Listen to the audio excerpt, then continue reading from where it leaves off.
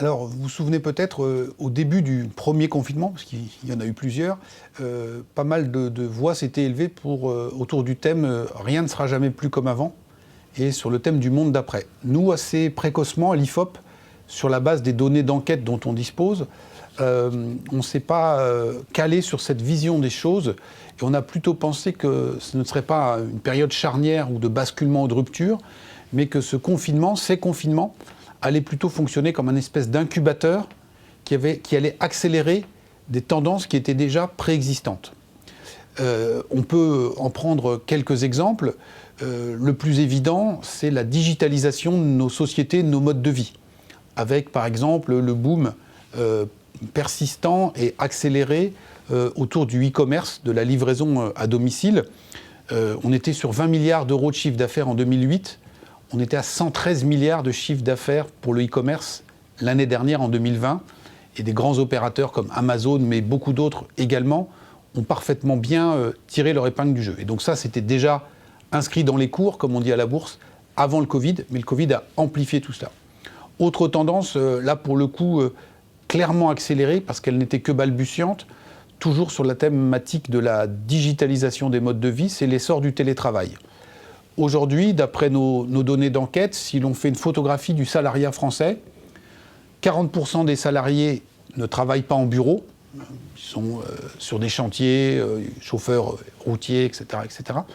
Et sur les 60% qui travaillent traditionnellement dans des bureaux, nous en avons 24% qui actuellement sont en télétravail et 36% qui sont sur leur lieu de travail habituel. Donc on a un quart du salariat français qui a basculé dans le télétravail, et donc ça aussi c'est une accélération très forte de tendance pour ce qui est de la digitalisation.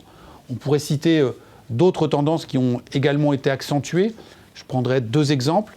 D'une part, la sensibilité de toute une partie de la population à la thématique environnementale, qui était déjà préexistante et qui s'est renforcée. Alors ça peut paraître un peu contre-intuitif qu'une sensibilité écologique se développe à l'occasion d'une crise sanitaire, puisqu'on dit quel est le lien entre les deux. Bien, le lien, on l'a vu à travers nos enquêtes approfondies, il se fait autour du fait que, pour pas mal de Français, la grille de lecture qui a été mobilisée pour comprendre cette crise, en tout cas l'origine et le développement de cette crise, c'était une grille de lecture à connotation écologique. On a détruit des écosystèmes, on a surexploité les ressources, on fait circuler les marchandises et les individus tout autour de la Terre à une cadence tout à fait frénétique, et tout ça n'a pu que accélérer la propagation du virus et sa sortie des zones tropicales pour aller toucher et contaminer la population. Autre tendance, là aussi accentuée, donc après la digitalisation et la sensibilité écologique, tout ce qui tourne autour des circuits courts, du local, pour une échelle assez micro, et au niveau plus macro, c'était déjà présent avant, tout un discours sur la nécessité de relocaliser des productions, de reconstruire une souveraineté industrielle, puisque la crise du Covid, et en tout cas le premier confinement, a montré d'une manière totalement crue et implacable l'ampleur de la désindustrialisation des pays, avec l'incapacité de produire des masques, des tests, etc., etc. Et ça s'est prolongé ensuite avec les problèmes de fabrication et de découverte de vaccins.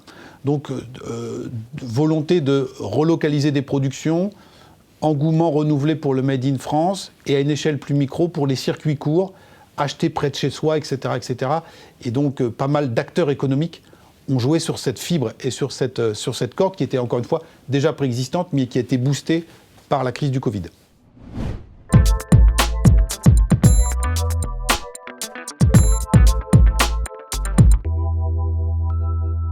Alors si on se décale d'un cran, après avoir essayé de regarder les grandes tendances socio-économiques et de mode de vie qui pourraient être amplifiées, quel est l'impact de cette crise du Covid sur le niveau plus des valeurs? Alors sur les valeurs, et les choses un peu plus politiques, là aussi, le Covid a fonctionné comme un révélateur. On a parlé tout à l'heure du révélateur de l'ampleur de la désindustrialisation. Autre révélation pour les Français, eh bien, les difficultés majeures qu'a connues notre appareil d'État centralisé.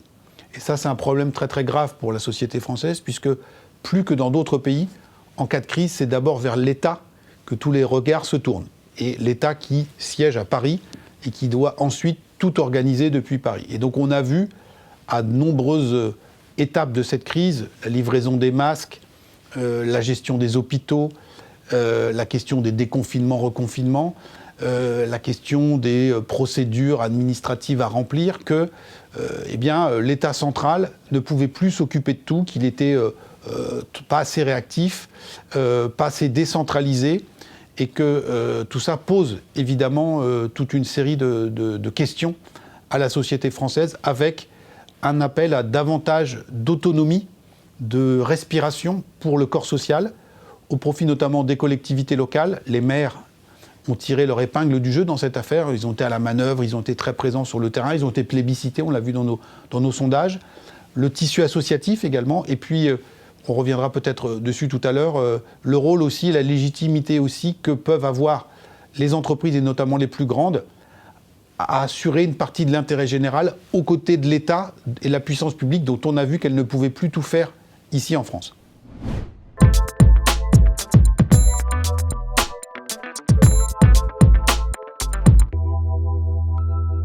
Alors, le président de la République avait utilisé la comparaison ou la métaphore pendant le premier confinement de la crise sanitaire avec celle d'une guerre. Nous sommes en guerre.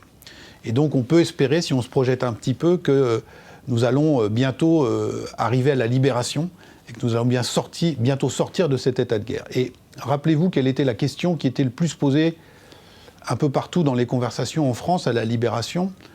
La question, c'était la suivante. Où étiez-vous pendant la guerre et qu'est-ce que vous avez fait pendant la guerre?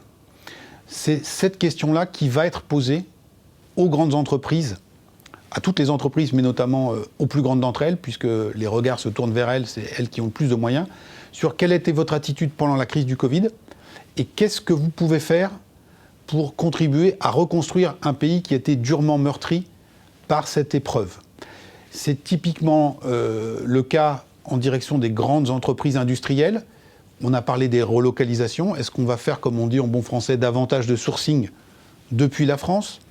Est-ce qu'on va maintenir des emplois, etc., etc. Regardez par exemple la polémique qui a tourné autour du groupe Sanofi sur l'annonce de suppression de postes dans la recherche, alors même que Sanofi n'avait pas découvert de vaccins français, de vaccins tricolores.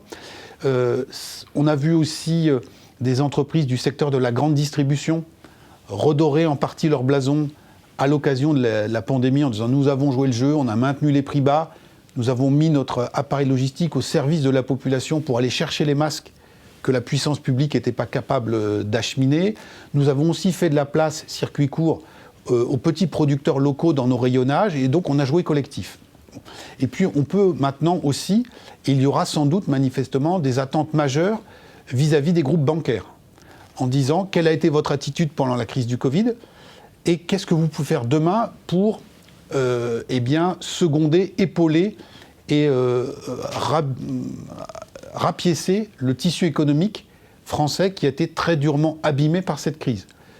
La question qui va se poser, c'est par exemple, qu'est-ce que vous faites, vous, Banque Populaire, par exemple, dans les provinces, dans les régions, pour épauler tous les petits entrepreneurs du secteur de la restauration, du tourisme, de l'hôtellerie, mais pas seulement, dans d'autres secteurs également. J'ai parlé tout à l'heure aussi de la transition écologique, parce qu'il ne faudra pas simplement reconstruire et réparer le pays, il faudra aussi le transformer. Et donc, quel rôle maintenant vont jouer les grands groupes, et notamment les grands groupes bancaires, pour mettre toute leur puissance financière et économique et leur maillage sur le terrain pour accompagner et accélérer la transition écologique, la transformation écologique de nos modes de vie et de notre économie. Donc les Français sont parfaitement conscients du fait que nous sommes dans une économie libérale, que les entreprises sont des groupes privés qui doivent dégager des profits pour assurer leur survie, mais aux plus grandes d'entre elles, il y a aujourd'hui un supplément d'âme qui est demandé, c'est-à-dire une attitude plus que citoyenne, qui est quasiment une attitude patriotique, c'est-à-dire qu'est-ce que vous pouvez faire pour mettre votre puissance au service, encore une fois, de la reconstruction du pays et du redémarrage de l'économie, et si possible, dans le sens d'un verdissement de nos activités.